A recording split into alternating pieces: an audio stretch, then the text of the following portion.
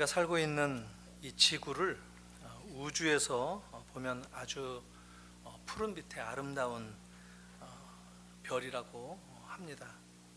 한번 우주에서 찍은 지구 사진을 보면서 시작하도록 하겠습니다. 아주 아름다운 푸른 별입니다. 이게 바로 우리가 살고 있는 별이죠. 우리가 여기서 살면서 웃고 기뻐하고 때로는 슬퍼하며 또 아쉬워하며 삽니다. 저와 여러분들은 모두 여기에서 태어났고 또 이곳에서 살다가 죽습니다. 그리고 우리는 이 별에서 살다가 예수를 만나고 또 예수를 믿고 예수를 사랑하는 그런 삶을 영위합니다. 많은 사람들이 지구가 환경으로 오염되어 가는 것을 안타깝게 여기고 있지만 그래도 여전히 지구는 우리 모든 인류의 삶의 터전이고 또 우리가 생명을 이어가는 그런 아름다운 푸른색의 별입니다. 오늘은 이 지구 사진과 함께 20세기 우주 과학자 한 사람을 소개하면서 말씀을 나누려고 합니다. 칼 에드워드 세이건이라고 하는 천문학자입니다. 물론 그는 과학자로서 신을 믿는다고도 말했다가 또 우리가 보통 고백하는 인격적인 신은 아직 못 믿겠다 이런 말도 했다가 오락가락한 것을 미루어서 아마 우리 같은 고백적인 그리스도인은 아니었던 것으로 여겨집니다. 하지만 저는 개인적으로 제가 이제까지 만났던 어떤 인문학자, 어떤 신학자나 어떤 철학자보다도 인간에 대한 깊은 성찰과 또 인류에 대한 이 문화, 역사에 대한 반성을 일깨워줬던 분이 바로 이 칼 세이건이다 이런 말씀을 드릴 수 있겠습니다. 세이건은 이 천문학자, 우주 천문학자인데 미국의 항공 우주공학연구원 나사로 알려지고 있죠. 그곳에서 고문으로 보이저호 무인 우주 탐사 프로젝트에 참여했던 사람이기도 합니다. 보이저호는 1호, 2호가 거의 한 보름 상간을 두고 2호가 먼저 쏘아 올려졌고 그 다음에 1호가 쏘아진 지금부터 약 40년 전인 1977년 8월과 9월에 연거퍼 쏘아 올린 우주선입니다. 2년 만인 1979년에 목성을 지났고 또 3년 만인 1980년에 토성을 지났으며 2013년 지금 또 5년 전에는 태양계를 완전히 벗어났으며 지금은 지구에서 약 210억 킬로미터 떨어졌던 먼 우주 속으로 날아가고 있는 그런 우주 탐사선입니다. 722kg 되는 무게로 계속 시속 6만 킬로로 날아가고 있다고 합니다. 그런데 이 세이건 박사가 제안을 하나 오래전에 했는데 보이저 1호가 토성을 지날 무렵이었습니다. 1980년도에 우주선에 달린 카메라의 방향을 뒤로 돌려서 지구를 한번 찍어보면 어떻겠는가 제안을 했습니다. 원래 계획에는 없었습니다. 그래서 그런지 나사의 그 당시 실무자들은 난감하다라고 생각하며 받아들이지 않았다고 합니다. 아마 나사의 이 관료주의적인 기류 때문이기도 했지만 또 그들 중 일부 과학자들은 만약에 보이저 1호의 렌즈를 지구 쪽으로 돌릴 경우에 아주 강력한 에너지를 품어내는 태양에 이렇게 비춰지게 되는데 혹시라도 카메라 렌즈가 손상을 입을지도 모르겠다는 이유를 대서 거절을 한 것입니다. 그런데 이 결정적으로 세이건의 요청이 과학적으로 별 의미가 없을 것이다 라고 받아들이지 않던 한 10여 년이 지난 후에 나사의 국장이 리차드 트롤리라고 하는 사람으로 바뀌어집니다. 이 사람은 세이건을 굉장히 좋아하는 역시 과학자였는데 이 사람이 그때 세이건의 제안을 10년 만에 받아들입니다. 그래서 마침내 1990년 2월 14일 기억하기도 좋은 이 발렌타인데이에 보이저 1호가 카메라를 지구 쪽으로 돌려 찍은 사진을 전송받게 됩니다. 보이저 1호는 당시 태양계를 막 벗어나기 직전 마지막 별 명왕성을 지나가던 중이었습니다. 지구와는 그때 당시에 약 64억 킬로 떨어진 먼 곳이라 사진 전송받는 데만 6시간이 걸렸다고 합니다. 이제 멀리서 찍어서 보내온 그 보이저 1호의 지구 사진을 한번 보겠습니다. 예, 붉은 빛을 이렇게 가로질러서 선이 보이는데 그것은 그냥 표시한 것이고 실제 색깔은 아닙니다. 그 오른쪽 부분에 약간 이렇게 별처럼 빛이 나는 희미한 점이 하나 있는데 그것이 지구입니다. 이 사진을 보면은 어디에도 푸른 빛에 푸른 빛의 아름다운 지구는 볼 수가 없습니다. 자세히 들여다볼 때 겨우 희미한 점, 겨우 찾아낼 수 있는 점 같은 지구를 볼 수가 있습니다. 0.12 화소에 불과한 아주 작은 점입니다. 티끌과도 같죠. 요즘 우리들이 사용하고 있는 스마트폰 이 검은색 액정에 묻어있는 먼지처럼 지구는 작습니다. 사실 이 사진은 어떤 과학적인 의미가 없어 보입니다. 그러나 세이건은 이 사진의 지구를 뭐라고 이름을 붙였느냐면 희미한 푸른 점, Pale Blue Dot. 어떤 우리 한국 사람들은 책도 이렇게 코스모스라는 책을 번역할 때 창백한 푸른 점 이렇게 말을 합니다. 저는 그건 잘못됐다 생각이 듭니다. 너무 지구를 의인화해가지고 핏빛이 없는 창백한 이렇게 한 건데 그냥 희미한 푸른 점 이게 더 과학적이다 생각이 듭니다. 세이건은 이렇게 말합니다.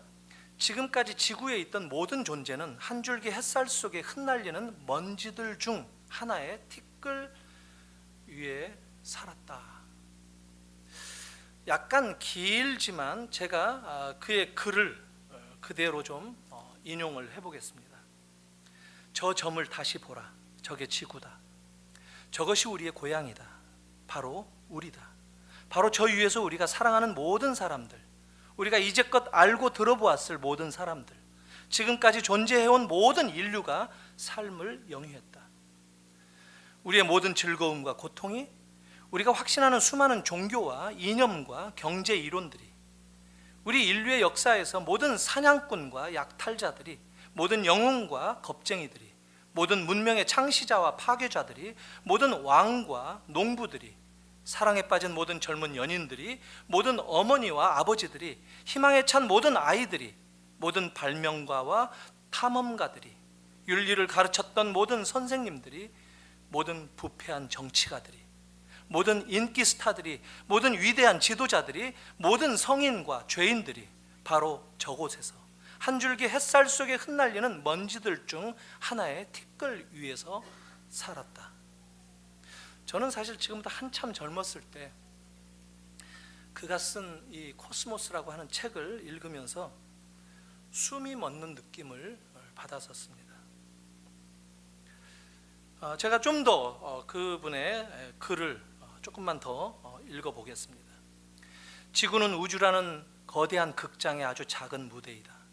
그 모든 장군과 제왕들이 아주 잠시 동안 저 점의 일부를 지배하려 한 탓에 흘렸던 수많은 피의 강들을 생각해보라. 저 점의 한 영역의 주민들이 거의 분간할 수도 없는 다른 영역의 주민들에게 얼마나 많은 잔악 행위를 저질렀는지를, 그들이 얼마나 자주 불화를 일으키고 얼마나 간절히 서로를 죽이고 싶어하며 얼마나 열렬히 서로를 증오하는지를 생각해보라. 우리의 만용, 우리의 자만심, 우리가 우주 속에 특별한 존재라는 착각에 대해 저 희미하게 비추는 점은 이의를 제기한다. 우리의 별은 사방을 뒤덮은 어두운 우주 속의 외로운 하나의 알갱이에 불과하다. 예, 보이저 1호가 보내온 사진 속의 지구는 정말 아주 보잘것없는 작은 점입니다. 이런 사진을 보면서 어느 누가 감히 겸손해지지 않을 수 있겠습니까? 오늘 이 지구 사진 한 장은 우리 모두에게 저는 특별한 도전을 준다고 생각합니다. 어떤 집단을 대표하든지 지도자들이라든가 농부라든가 시인이라든가 목사나 전문가나 누구나 할 것 없이 나는 도대체 어디에서 왔으며 나는 누구이며 지금 나는 어디를 향해 가고 있는가, 이것을 겸손하게 물어야 할 것을 이 사진은 우리에게 얘기하고 있습니다. 오늘 짧게 읽어드렸던 예레미야 애가 5장 21절 이 본문 말씀은 이스라엘 역사에서 가장 비참한 시기, 나라가 무너졌고 성전이 불타버렸고 왕과 귀족과 도시의 장인들이 모두 바벨론 포로로 끌려가는 그런 깊은 수렁 속에서 하나님께 도움을 청하는 간절한 기도였고 고백의 내용입니다. 구약의 역사적으로 아주 중요한 큰 두 가지 사건이 있죠. 하나는 출애굽이고 또 다른 하나는 바벨론 포로입니다. 구약 성경 전부는 바로 이 두 사건을 축으로 기록되고 또 이 사건을 정점으로 얘기되어지는 이야기책입니다. 신약도 마찬가지로 이 두 사건을 재해석하고 그래서 이 두 사건이 약속했던 그 결정적인 예수 그리스도의 이 땅에 오시는 것을 얘기하는 것이 신약의 복음이기도 합니다. 사실 우리는 이 두 사건만 잘 알고 있으면 성경 어디를 읽어도 구약 전부를 한눈에 꿰뚫을 수 있고 아주 쉽게 이해할 수 있는 그런 사건이기도 한데 우리는 종종 이런 관점을 가지기가 쉽지 않습니다. 보통 출애굽 사건은 우리가 잘 알고 있죠. 이스라엘이 이집트에서 노예 살다가 450여 년 만에 출애굽에서 구원받고 광야 생활 40년을 거쳐서 가나안 땅에 들어갔다 하는 그런 이야기, 우리가 쉽게 이해합니다. 그런데 가나안에 들어가서 이스라엘 나라를 세우고 왕정을 펼치다가 또 한 500년 정도 있다가 완전히 나라가 망하게 되는데 그때 그 사건이 바벨론 포로로 잡혀가는 사건입니다. 야곱의 일가 약 70명 자녀들과 함께 12지파 자녀들과 함께 70명이 창세기에서 이집트로 내려가면서 수백 년 살다가 출애굽을 했다면 다시 이스라엘 백성들이 바벨론 포로로 끌려가서 또 70년 노예 살다가 또 하나님이 거기에서 다시 돌아오게 해주는 그런 이야기, 그게 구약입니다. 예언서나 역사서나 모두 다 그 사건을 축으로 기록되고 있다 하는 겁니다. 그런데 여기서 우리가 한 가지 알아야 될 것은 구약을 보면 이스라엘 백성들이 가나안을 중심으로 주로 살아갑니다. 가나안을 이 기점으로 해서 이집트로 내려가거나 바벨론으로 또 끌려가거나 이런 그 지리적인 이동의 이 모습을 보이면서 성경 역사가 펼쳐집니다. 그런데 원래 이 가나안에서 사는 것이 정상입니다. 이스라엘 백성들의 삶은 가나안에서 살도록 되어져 있었습니다. 그리고 가나안에서 멀어지면 죄를 져서라든가 심판을 받는 그런 분위기로 우리가 이해를 해도 틀리지 않습니다. 창세기 나오는 모든 족장 이야기들도 가나안을 향해 있느냐, 가나안을 벗어나느냐, 그래서 스스로 다른 지역을 향해서 움직이는가, 이것을 통해서 각자의 족장들의 신앙 상태를 확인해주는 그런 기준이기도 합니다. 아브라함이 처음 본토 친척 아비집을 떠나서 하나님이 지시하시는 땅 가나안으로 가라 했을 때 그가 따라서 가나안으로 간 것, 이것을 믿음의 순종이라고 성경은 칭찬합니다. 그러나 그가 가나안에 기근이 들었을 때 남방 땅 이집트로 내려간 것, 그것은 불신앙이다라고 성경은 얘기합니다. 가나안을 떠나는 것은 정상이 아닙니다. 아브라함은 그렇게 혼이 한번 낳아봤기 때문에 자기 하나밖에 없는 아들 이삭은 절대 가나안을 떠나지 못하도록 묶어둡니다. 리브가 이삭의 아내, 그 아내가 되는 리브가를 데려오는 일도 종을 시켜서 대신 보냅니다. 왜냐하면 이삭은 가나안을 떠나면 안 되었기 때문에. 이게 아브라함의 경험에서 우러나오는 가나안에 대한 의식이었습니다. 야곱도 아버지와 형 에서를 속이고 가나안을 떠나서 멀리 하란에 있는 삼촌 라반의 집으로 갔죠. 그것도 마찬가지로 비정상이었고 죄의 결과였습니다. 나중에 그가 다시 고향으로 돌아와 형과 화해하고 은혜 받는 그런 장면, 이것은 가나안의 위치가 얼마나 중요한가 하는 것을 드라마처럼 보여주는 성경의 이야기다, 이렇게 볼 수가 있겠습니다. 이스라엘이 가나안을 떠나면 정상에서 벗어나는 겁니다.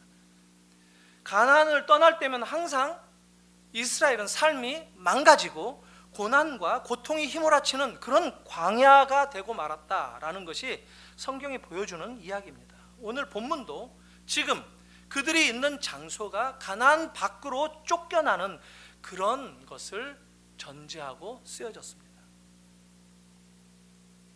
돌아가고 싶다. 지금은 바벨론 포로가 되었는데 하나님께서 회복시켜 주시기를 바란다. 이렇게 기도하는 내용 아닙니까?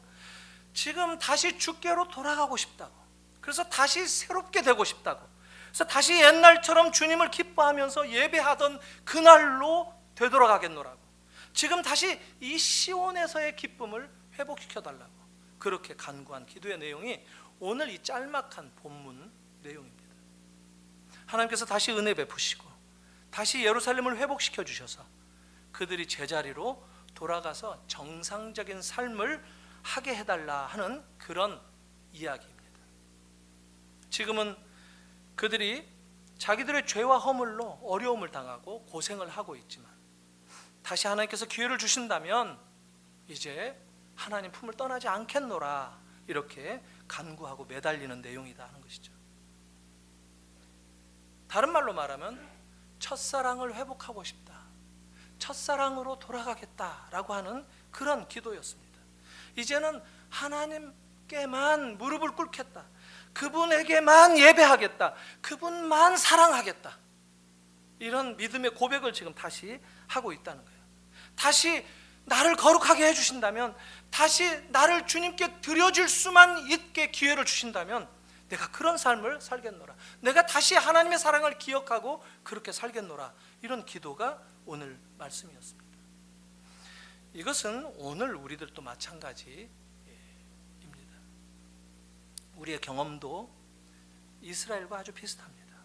우리가 신앙생활 하다가 문득 이스라엘이 겪었던 이런 상황을 겪을 때가 있습니다. 교회가 내 삶의 중심이 될 때, 우리의 삶의 중심에 하나님의 말씀이 있을 때 우리는 평안하고 안정감을 느낍니다. 그때는 정상입니다.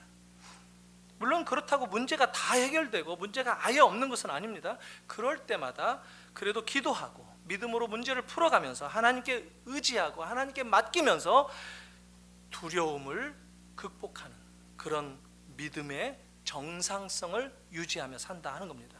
그러다가 한 번씩 예배를 빠지고 나가서 내가 원하는 것을 따라가고 그렇게 하다가 보면 우리의 삶은 이내 폭탄 맞는 삶으로 변합니다.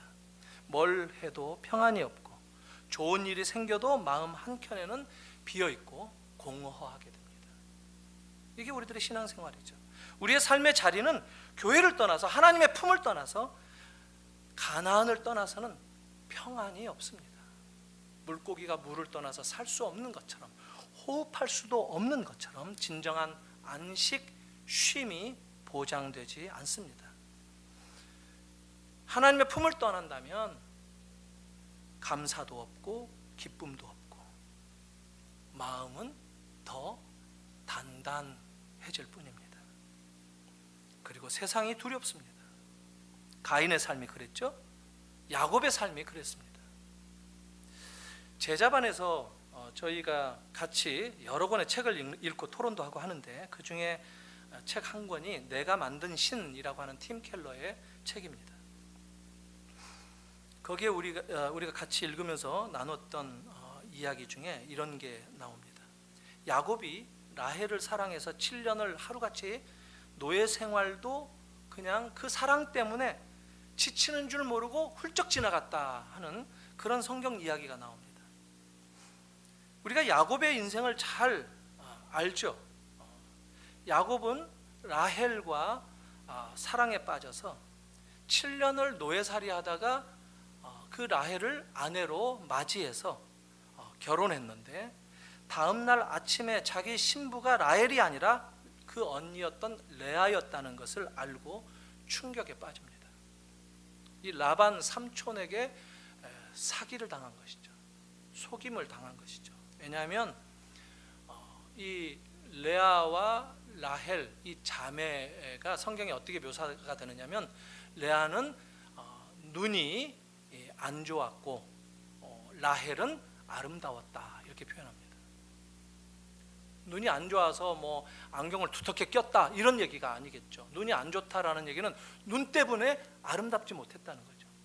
눈이 뭐 이렇게 생겼다든가, 눈이 뭐 이렇게 아주 사팔로 이상한 데 쳐다본다든가, 눈 때문에 미인이 아니었다는 겁니다.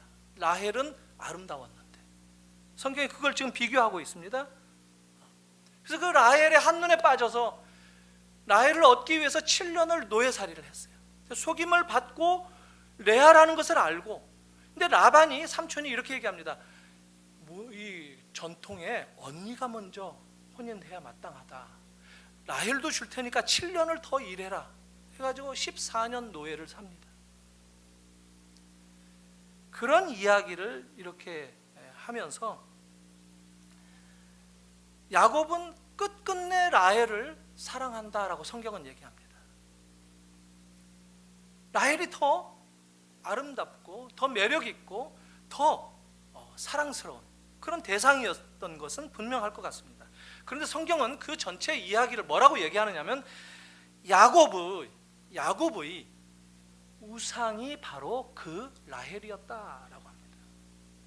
내가 사랑하는 것, 내가 사랑하는 대상도 우상이다라고 얘기하는 것이 성경이다 하는 겁니다.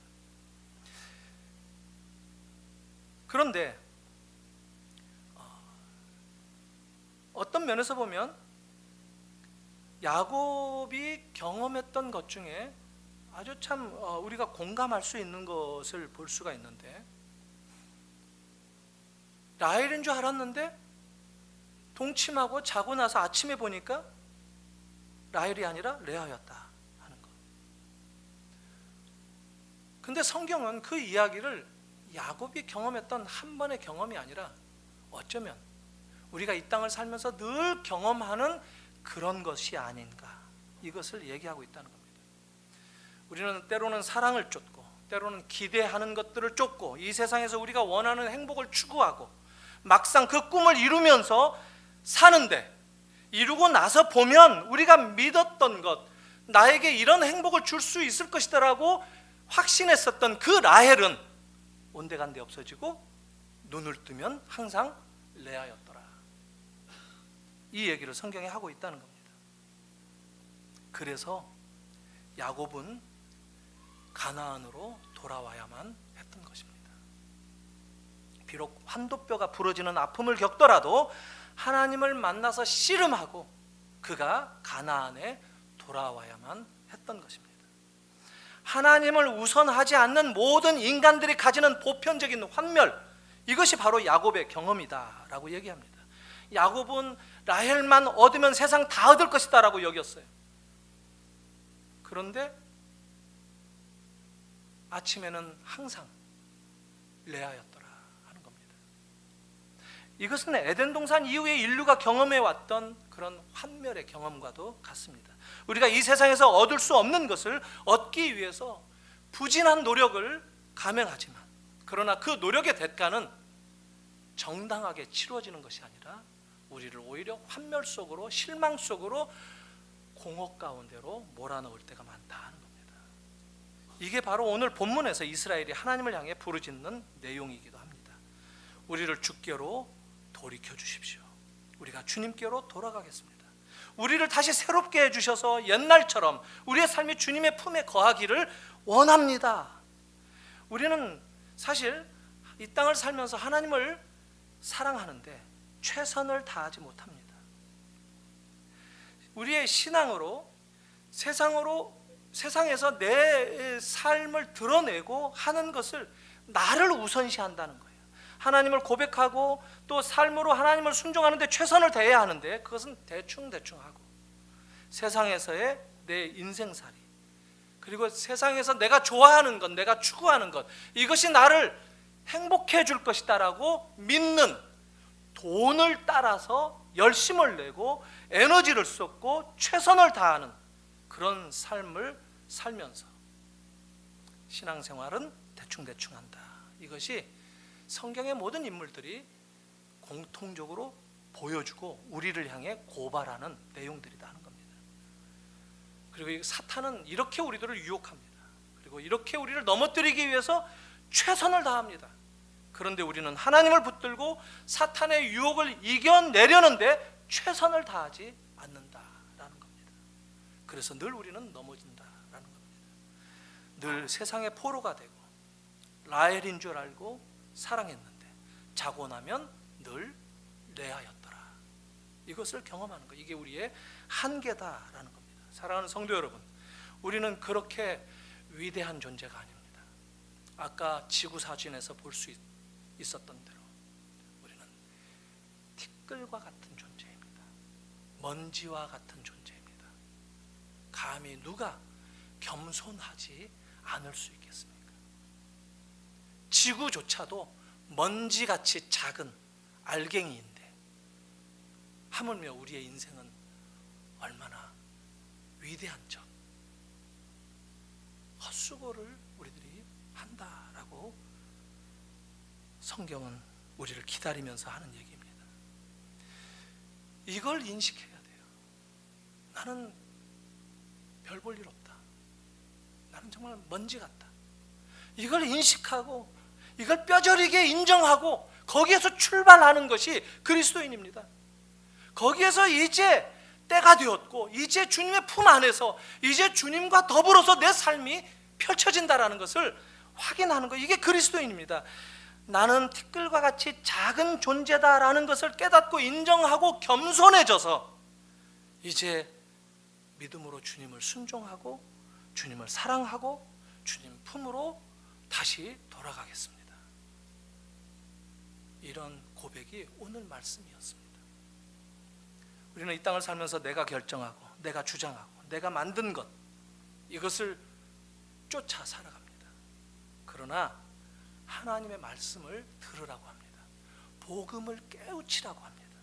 은혜를 깨달아야만 내가 겸손해질 수 있다는 것을 성경은 얘기합니다. 주님은 우리를 사랑하셔서 우리를 구원하시기 위해서 우리를 돌이키게 하시기 위해서 스스로 티끌이 되어주신 분입니다. 우주에서 바라볼 때 지구가 먼지 같은데 그 먼지 속으로 이 온 우주 천하 만물을 지으신 창조의 주님이 먼지가 되어서 들어오셨다는 것, 이것이 십자가의 의미입니다. 우리를 구원하시기 위한 유일한 방법이기도 했습니다.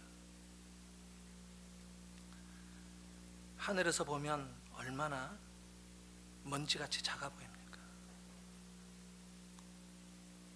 그런 가운데서 먼지 같은 인생을 입으시고 고난을 받으신 분, 이게 바로 예수 그리스도이고 그분이 지금 왕이신데 나귀를 타고, 그것도 나귀 새끼를 타고 어정쩡한 모습으로 예루살렘을 찾으셨다는 겁니다.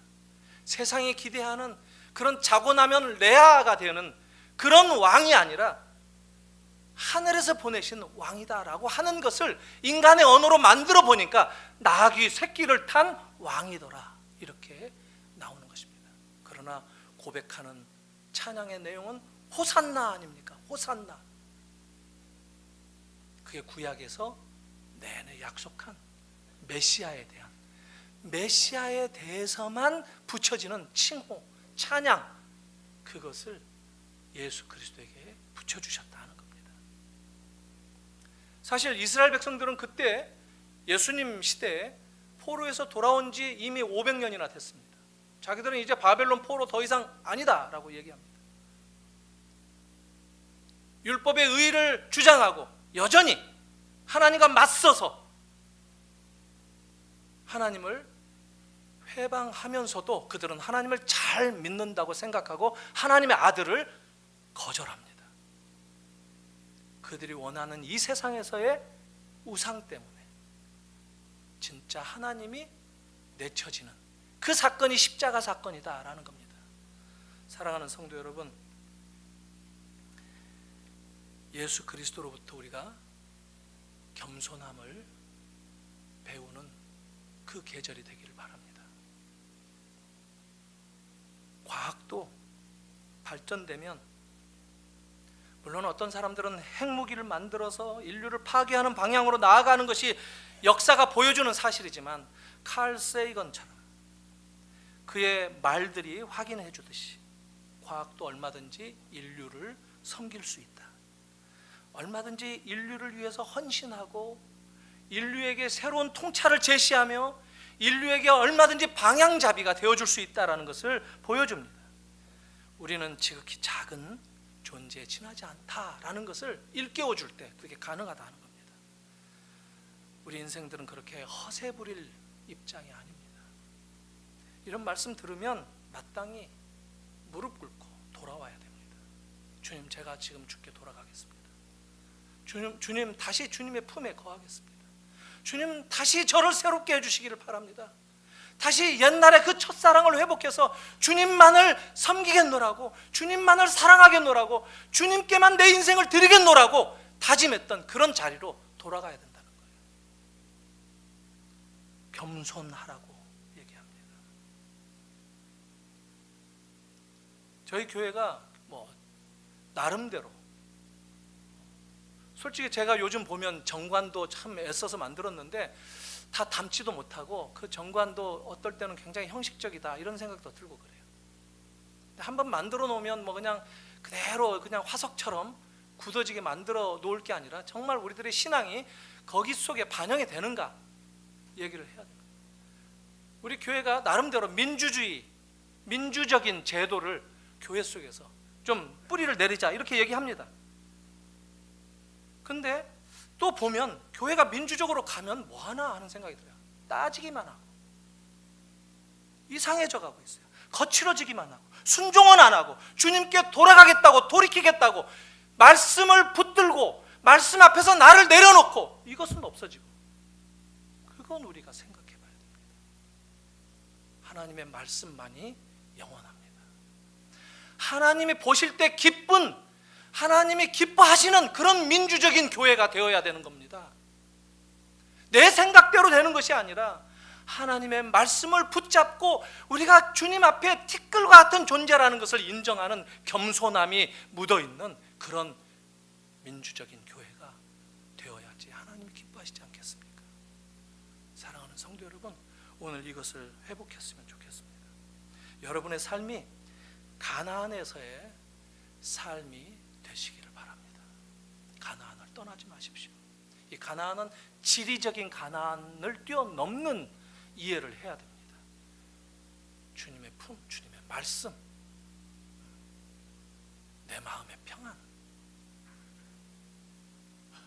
주님의 말씀은 파도 끝이 없지 않습니까? 말씀 앞에 우리는 티끌과 같은 존재라는 거예요. 저도 하나 깨달았다고 그래가지고 야 이게 하나님의 말씀이다 이렇게 말할 수 없어요. 알면 더 스스로가 무지해 보이고 하나님의 말씀은 끝도 없구나 라는 그 앞에 무릎 꿇을 수밖에 없고, 그래서 주님 저는 미천한 존재입니다, 이게 마땅하지 않겠습니까? 이것을 회복하는 것, 오늘 말씀이 우리 교회에 주시는 약속이요 예언이다 확신합니다. 이 정상성을 회복하시는 여러분들이 되시기를 바랍니다. 여러분의 가정이 되기를 바랍니다. 그리고 교회가 그렇게 되도록 눈 부릅뜨고 무릎 꿇고 겸손하게 주님 앞에 나아가시는 여러분들이 되시기를 주님의 이름으로 축복합니다. 기도하겠습니다. 이 시간 주신 말씀 한번 기억하면서 주님 앞에 그런 고백을 했으면 좋겠습니다. 주님, 우리를 주께로 돌이키게 해 주시옵소서. 주님, 우리가 주께로 돌아가겠습니다. 주님, 우리의 날들이 다시 새롭게 되기를 원합니다. 주님이 나를 부르셨고 내가 주님께 사랑을 고백했던 그 옛날의 기쁨을 회복하기를 원합니다. 말로만이 아니라 복음을 내 안에, 내 삶 속에 실천하는 그런 신앙인이 되기를 원합니다. 주님, 저를 받아주시고 주님의 품에 거하게 인도하여 주시옵소서. 가나안으로 제 삶을 묶어두시고 가나안으로 돌아가는 제 삶이 되게 하여 주시옵소서. 같이 한번 기도하겠습니다.